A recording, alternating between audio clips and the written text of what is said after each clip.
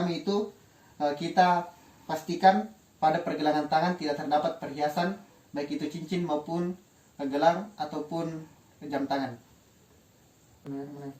Yang pertama itu kita mencuci tangan. Pertama kita buka keran, kemudian kita membasahi tangan, kemudian mengambil sabun, kemudian kita menggosok telapak tangan, kemudian kita menggosok punggung tangan dan sela-sela jari tangan secara bergantian, kemudian kita menggosok jari-jari tangan secara bergantian, kemudian kita menggosok ibu tangan secara bergantian atau ibu jari secara bergantian, kemudian kita menggosok kuku tangan dengan cara membukanya secara jarum jam secara bergantian, kemudian kita menggosok pergelangan tangan, dan kemudian kita membilaskan dengan air dari ujung tangan sampai ke lengan, dan usahakan air tidak kembali ke telapak tangan.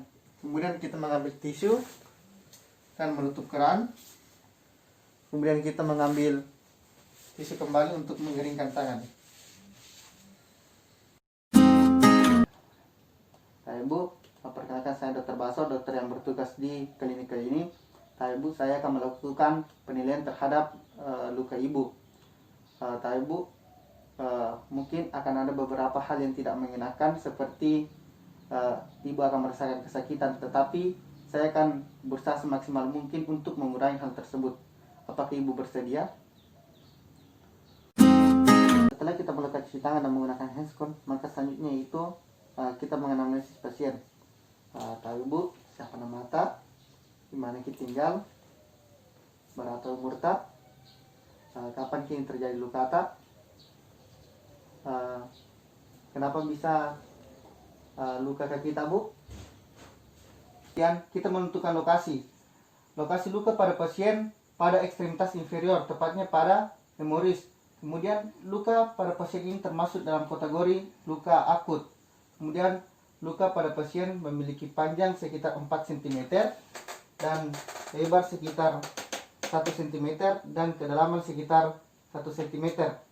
Dan luka pada pasien ini memiliki bentuk yaitu reguler atau disebabkan oleh benda tajam. Kemudian luka pada pasien ini disertai tunneling atau jembatan jaringan, dan pada pinggiran atau sekitar luka terdapat tanda-tanda inflamasi. Kemudian pada luka pada pasien tidak terdapat pus atau nanah, dan tidak terdapat jaringan nekrotik atau jaringan mati. Tidak terdapat fistula dan eksudat. Kemudian kita menentukan nilai nyeri pada pasien menggunakan visual analog scale of pain, dan kita menentukan rasa nyeri. Apakah nyeri yang dirasakan pada pasien ini terjadi saat disentuh, ditekan, atau setiap saat, dan lain-lain. Setelah itu kita membuang handscoon pada tempat yang telah disediakan. Kemudian kita melakukan cuci tangan. Melakukan penggantian perban, maka sebelumnya yaitu kita melakukan cuci tangan dan menggunakan handscoon. Baiklah, selanjutnya itu kita mengganti perban pada pasien. Tabe Bu, saya akan mengganti perban pada ibu. Mungkin akan ada beberapa hal yang tidak mengenakan yang akan ibu rasakan, tetapi sebagai seorang yang profesional, saya akan berusaha semaksimal mungkin untuk mengurangi hal tersebut. Tabe Bu, selanjutnya itu kita membuka perban pada pasien. Yang pertama itu kita membuka plaster atau perban pada pasien dengan cara membasahi plaster. Kemudian kita menarik secara perlahan.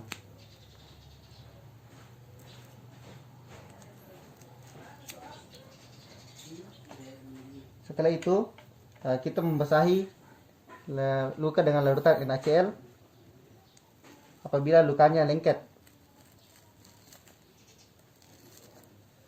Setelah perban terlepas, maka kita membuang perban ke dalam sampah-sampah medis.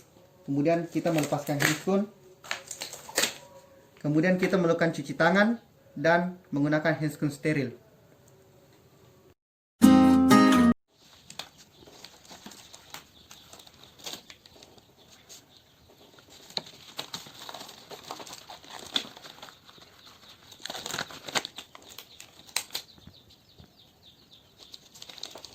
Kemudian kita mengevaluasi luka pada pasien. Apabila terdapat jaringan mati, maka kita mengambil jaringan mati tersebut dengan menggunakan pinset. Tapi apabila pasien tidak tahan terhadap sakitnya, maka kita biarkan saja. Kemudian setelah itu kita mengambil kapas dan betadine.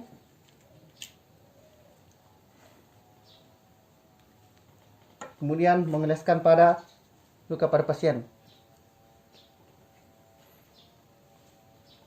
Setelah itu kita mengambil larutan NaCl, kemudian menggosokkan kembali kepada luka untuk membersihkan betadine agar proses penyembuhannya lebih cepat. Setelah itu kita mengambil kasa steril dan menutupkan pada luka pada pasien, dan mengambil plaster dan memasang plaster berlawanan dengan arah dari otot pasien.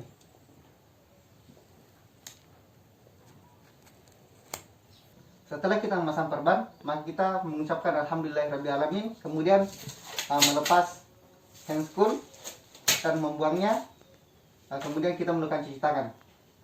Bapak Ibu, pergantian perbannya sudah selesai. Mungkin 2 atau 3 hari kemudian datang lagi ke sini untuk mengganti perban.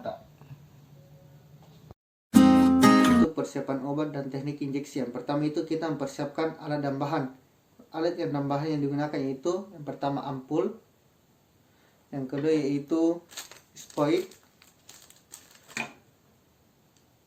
kapas alkohol, dan selanjutnya itu kain kasa. Itu kita menyentil kepala ampul sampai semua cairan turun. Kemudian setelah itu kita mengambil kapas alkohol, kemudian membaluti leher dari ampul, kemudian kita mematahkan kepala ampul menjauhi dari tubuh. Setelah itu kita masukkan jarum spoid ke dalam ampul.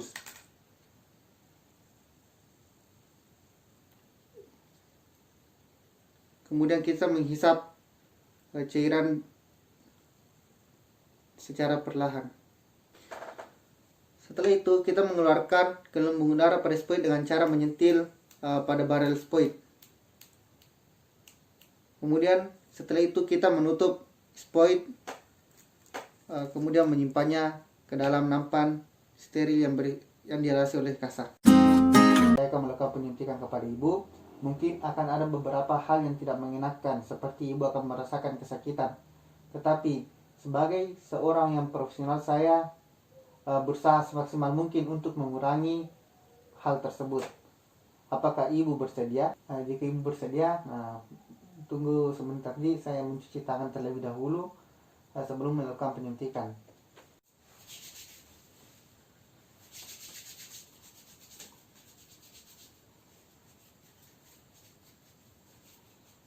Untuk injeksi intramuskular kali ini saya akan menginjeksi bagian dari bagian musculus deltoideus. Yang pertama itu kita membebaskan daerah akan disuntik dari pakaian. Tapi ibu bisa gulung baju tak? Setelah itu kita menghapus hamakan daerah yang akan disuntik dengan kapas alkohol. Kemudian setelah itu kita mencubit daerah yang akan disuntik, dan kemudian kita memasukkan jarum spoid sedalam 1/4 dari jarum. Kemudian kita melakukan aspirasi. Kita melihat apakah ada darah atau tidak. Apabila tidak ada darah, maka kita melakukan penyuntikan dengan sudut 90 derajat atau tegak lurus. Kita masukkan obat secara perlahan. Kemudian setelah itu kita mengambil kapas alkohol, kemudian menekan daerah yang disuntik tadi, kemudian menarik spoid.